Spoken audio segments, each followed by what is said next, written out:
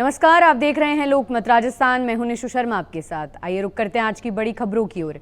अमेरिकी राष्ट्रपति Donald Trump ने भारत से ट्रेड डील पर बातचीत से इनकार कर दिया है। ट्रंप ने कहा कि जब तक टैरिफ विवाद का हल नहीं निकल जाता, बात शुरू नहीं होगी। इससे पहले मीडिया रिपोर्ट्स में कहा गया था कि भारत से ट्रेड डील पर बातचीत के लिए अमेरिकी अधिकारियों का एक दल इस महीने भारत आने वाला है। भारत पर अब कुल अमेरिकी टैरिफ 50% हो गया है। ट्रंप ने बुधवार को एग्जीक्यूटिव ऑर्डर पर साइन कर 25% टैरिफ बढ़ा दिया था। बढ़ा हुआ टैरिफ 27 अगस्त से लागू होगा। इसके अलावा गुरुवार से भारत पर 25% टैरिफ लागू हो गया है।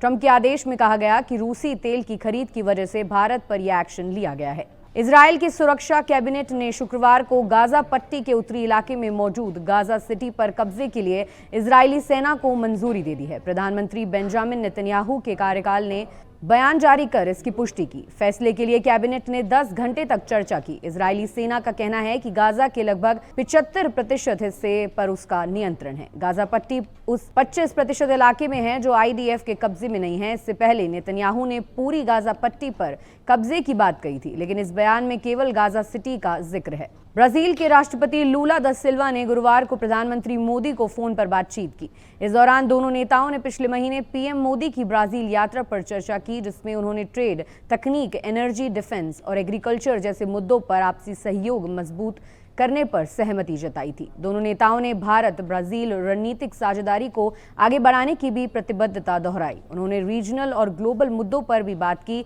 इससे पहले सिल्वा ने बुधवार को अमेरिकी राष्ट्रपति ट्रंप से बातचीत का प्रस्ताव ठुकरा दिया था। तब उन्होंने कहा था कि मैं टैरिफ पर बात करने के लिए ट्रंप को कॉल नहीं करूंगा। इसके बदले पीएम नरेंद्र मोदी और शी जिनपिंग जैसे नेताओं से बातचीत करना चाहूंगा। Chief justice of India B R Gavai ने गुरुवार को कहा, नवंबर में रिटायरमेंट से पहले उपयुक्त घर मिलना मुश्किल है, लेकिन मैं नियमों के तहत तय समय सीमा में अपना सरकारी आवास खाली कर दूंगा। सीजेआई गवई ने यह बात जस्टिस सुधांशु धूलिया के विदाई कार्यक्रम में कही। सीजेआई गवई ने कहा, मैं जस्टिस धूलिया को सुप्रीम कोर्ट में आने के बाद से जानता हूं। वो बहुत ही गर्मजोश और न्यायपालिका को समर्पित व्यक्ति हैं। उनका योगदान हमेशा याद रखा जाएगा। धूलिया उन जजों में से एक होंगे जो रिटायरमेंट के बाद अपना सरकारी आवास तुरंत खाली कर देंगे। चीफ जस्टिस गवई ने ये बातें पूर्व सीजेआई चंद्रचूड़ के सरकारी आवास खाली करने के 7 दिन बाद कही है। पूर्व चीफ जस्टिस चंद्रचूड़ 10 नवंबर 2024 को रिटायर हुए थे, लेकिन उन्होंने 265 दिनों के बाद 1 अगस्त 2025 को सरकारी बंगला खाली किया। काफी समय बाद केरल के तिरुवनंतपुरम से कांग्रेस सांसद शशि थरूर अपनी पार्टी के समर्थन में नजर आए। शशि थरूर ने शुक्रवार को वोट चोरी के राहुल गांधी के आरोपों का समर्थन किया। राहुल गांधी ने 2024 के लोकसभा चुनावों में बीजेपी और चुनाव आयोग के बीच मिलीभगत से बड़े आपराधिक धोखाधड़ी का आरोप लगाया था। पिछले कुछ महीनों से पार्टी आलाकमान से इतर नजरिया रखने वाले शशि थरूर ने गुरुवार को कहा कि लोकतंत्र की रक्षा के लिए इन आरोपों की जांच होनी चाहिए। राहुल गांधी ने चुनाव में धांधली के ठोस सबूत पेश किए और भारतीय चुनाव आयोग पर बीजेपी के साथ मिलकर काम करने का आरोप लगाया। थरूर ने चुनाव आयोग से कार्रवाई करने और स्थिति स्पष्ट करने का आग्रह किया। वहीं बीजेपी ने इन आरोपों को खारिज करते हुए कांग्रेस पर हार के कारण निराशा में ऐसा कहने का आरोप लगाया। एशिया कप में 14 सितंबर को होने वाले भारत पाकिस्तान क्रिकेट मैच का विरोध करते हुए पंजाब से सांसद और राजस्थान कांग्रेस प्रभारी सुखजिंदर सिंह रंधावा ने बड़ा बयान दिया है।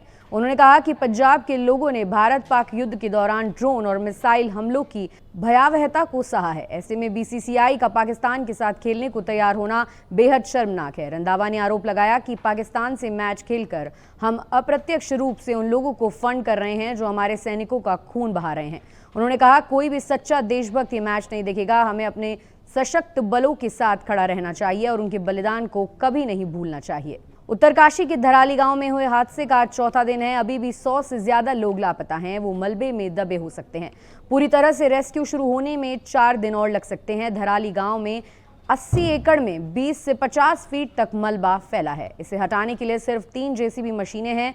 मलबे के नीचे दबे लोगों की तलाश के लिए हाईटेक थर्मल सेंसिंग उपकरण और बड़ी मशीनें चाहिए, लेकिन ये सामान 60 किलोमीटर दूर भटवाड़ी में 2 दिन से अटका हुआ है। उत्तरकाशी से गंगोत्री तक एक ही सड़क है जो धराली से गुजरती है। हर्षिल से धराली की 3 किमी की सड़क 4 जगह पर 100 से 150 मीटर तक खत्म हो चुकी है। जम्मू कश्मीर के कुलगाम जिले में आतंकवाद विरोधी अभियान अब 7वें दिन भी जारी है। गुरुवार को हुए मुठभेड़ में 3 सुरक्षा बल के जवान घायल हो गए। अधिकारियों के मुताबिक ये इस साल का अब तक का सबसे लंबा ऑपरेशन है। जम्मू कश्मीर पुलिस के प्रमुख नलिन प्रभात ने खुद जाकर अभियान स्थल पर निरीक्षण किया और स्थिति का जायजा लिया।